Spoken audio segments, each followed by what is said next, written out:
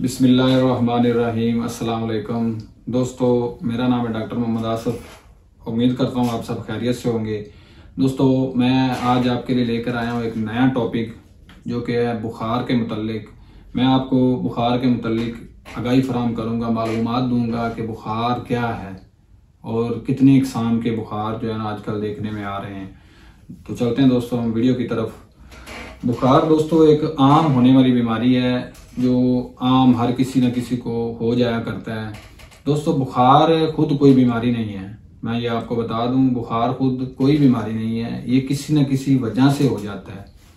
असल में बुखार क्या है? बुखार जिस्म का दर्जा हरारत है जो अमूमन 98.5 फ़ारेनहाइट में और 37.5 डिग्री सेंटीग्रेड में होता है।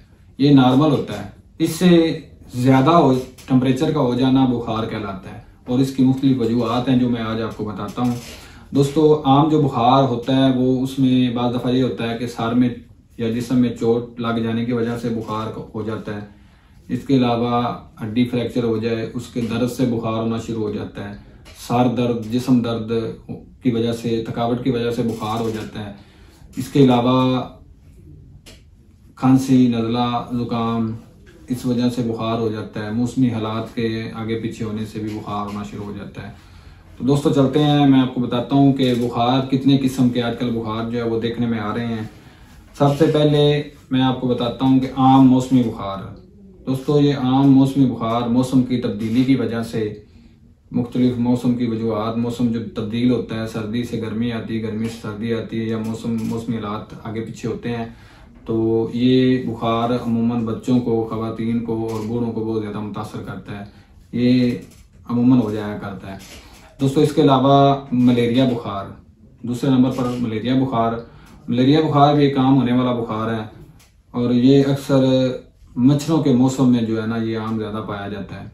दोस्तों, इसकी वजह एक मादा मच्छर एनोफेलस होती है जिसके काटने से मलेरिया बुखार होना शुरू हो जाता है। इसकी अलामत मैं आपको बताता हूँ कि शदीद सर्दी लगना शुरू हो जाती है, जिस्म में कपकपी सी तारी हो जाती है और जिस्म दर्द करने लगता है। इसमें सबसे अहम अलामत जो है सर में दर्द, इसके अलावा कमर के निचले हिस्से में दर्द। ये मैं आपको बताता हूँ, ये कमर का जो बिल्कुल निचला हिस्सा है ना, ये वाला, इसमें दर्द होना शुरू हो जाता है। ये कमर के निचले हिस्से में दर्द होना, सर में दर्द होना और जिस्म में दर्द होना, ये टांगों में दर्द होना, ये इसकी एक अहम अलामत है। सर्दी लगना और इन तीन जगहों पर दर्द होना मलेरिया बुखार की अहम अलामत है। और दोस्तों, जिसको भी मलेरिया बुखार होगा उसका टेम्परेचर 101 से लेकर 106 तक हो सकता है और ये अचानक से बुखार चढ़ना शुरू हो जाता है और कुछ देर बाद ये बुखार जब अपनी फुल शिद्दत में चला जाता है उसके बाद ऐसा ऐसा ऐसा ऐसा पसीना आता है और बुखार कम होना शुरू हो जाता है। इसमें शदीद प्यास लगती है, कै आने लगती है, घबराहट होती है, मतली वगैरह होती है। इस तरह की इसकी अलामत हैं। दोस्तों, आज का हमारा टॉपिक सिर्फ बुखार के मतलब आगाही फराहम करना है, तो इसलिए मैं मज़ीद इसके बारे में नहीं डिस्कस करूँगा। चलते हैं इसके जो नेक्स्ट जो है ना अगले बुखार के टॉपिक की तरफ, वो है डेंगू बुखार। दोस्तों, 2012 से तकरीबन ये डेंगू बुखार होना शुरू हो गया था। दोस्तों, ये भी एक मादा मच्छर से ही बुखार होता है। ये मच्छर आम साफ पानी में रहता है और जब ये काटता है तो इससे एक किस्म का वायरस जिस्म में दाखिल हो जाता है जो बहुत ज़्यादा मुतासर करता है। दोस्तों, ये एक पेचीदा किस्म का बुखार है। इसकी अलग से मैं एक वीडियो बनाऊंगा, उसमें मैं आपको इसकी तमाम जो इलामात हैं और इसकी तमाम जो मामलात हैं वो मैं आपसे डिस्कस करूंगा और इसका मैं आपको परहेज़ भी बताऊंगा कि इससे कैसे बचा जा सकता है। दोस्तों, चौथे नंबर पर आता है हमारा टाइफाइड बुखार। इससे तो आप ज़रूर वाकिफ़ होंगे। टाइफाइड बुखार, इसे अमूमन आम लोग जो है ना वो बड़ा बुखार भी कहते हैं। दोस्तों, टाइफाइड बुखार ये आम बुखार जब 2 से 6 दिन यानी एक हफ्ता तक आम बुखार रहे जिस्म में, तो वो टाइफाइड में तब्दील होना शुरू हो जाता है। टाइफाइड बुखार क्या है? ये एक शदीद किस्म का, शिद्दत और ज़िद्दी किस्म का बुखार है।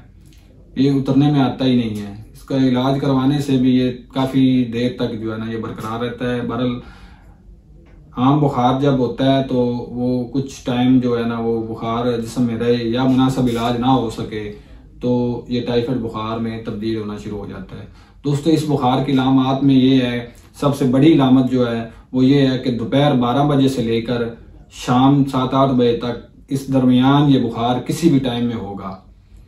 कोई एक ऐसा मरीज होगा जिसको सुबह के वक्त बुखार होगा, वरना फर्स्ट टाइम तबीयत सुबह के वक्त बिल्कुल ठीक अशाश बशाश होगी। और जब 12 बजे के टाइम होगा, 12 बजे से लेकर जैसे जैसे पिछला टाइम होता जाएगा, ये बुखार भी जो है ना अपनी शिद्दत इख्तियार करता जाएगा और रात को ये उतर जाएगा, सुबह फिर फ्रेश तबीयत होगी। ये इसकी लामत है।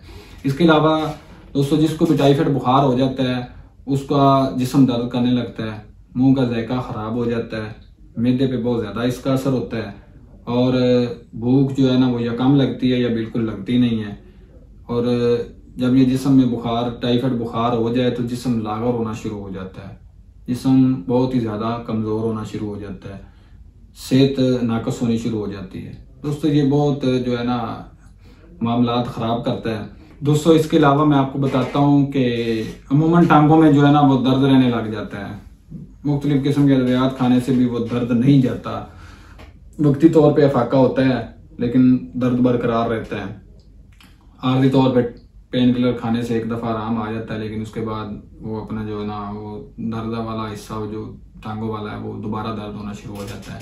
दोस्तों इसके अलावा सेहत जो है ना वो बहुत ज़्यादा कमज़ोर होने लगती है। दोस्तों इसका बाज़ दफ़ा वैसे पता नहीं चलता, किसी किसी को 101, 102 तक, 103 तक भी ये बुखार देखने में आया है। और कुछ पेशेंट ऐसे खास होते हैं जिनको ये टेम्परेचर थर्मामीटर लगाने से भी पता नहीं चलता, उनका वक्ती तौर पे 98.5 ही आता है लेकिन उनको बुखार अंदर होता है। उसका आम इस तरह से पता नहीं चलेगा, उसके लिए आपको टेस्ट कराना पड़ेगा टाइफाइड बुखार का, तो उससे पता चलेगा कि आपको टाइफाइड बुखार है या नहीं है। दोस्तों टाइफाइड बुखार और डेंगू बुखार पर मैं एक अलग से वीडियो बनाऊंगा, वो आप ज़रूर देखिएगा इंशाल्लाह। उसमें मैं इसका परहेज और इसका जो है एहतियात वो भी आपको बताऊंगा।